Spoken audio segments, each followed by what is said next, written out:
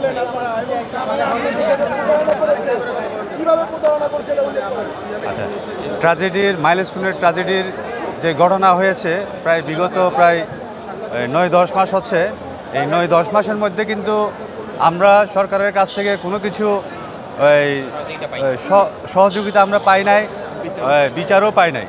তো এটার জন্য আমি সব জায়গায় কিন্তু গিয়েছি, যাওয়ার পর অ্যাপ্লিকেশনও দিয়েছি, কিন্তু সরকারের পক্ষ থেকে আমাদেরকে কোনো সুরাহা করে নাই।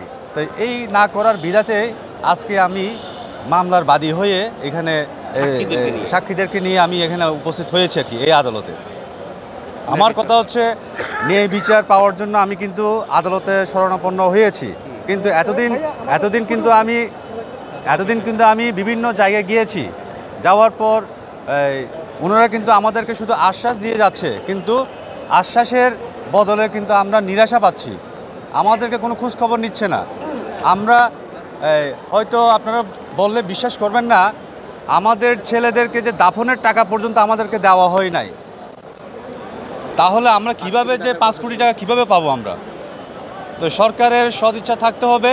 এখন দেখা যাচ্ছে ইউনূস সরকারও সদিচ্ছা ছিল না। এখন বর্তমান সরকারকেও আমরা জানাইছি, জানানোর পর বর্তমান সরকার বলল আমি দেখব। তো দেখব বলে কিন্তু আমাদের কোনো সুরাহা করছে না। কেউ আইনের আওতায় কিন্তু বর্তমানে আসে নাই।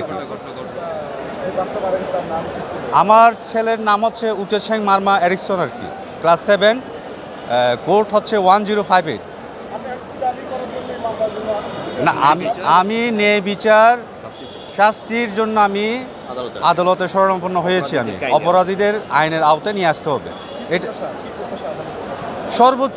সর্বোচ্চ যেটা আইনের মধ্যে যেটা আছে, ভবিষ্যতে যাতে এরকম যাতে না হয় মতো সে আইনটা আমি চাচ্ছি আর কি, ন্যায় বিচার চাচ্ছি।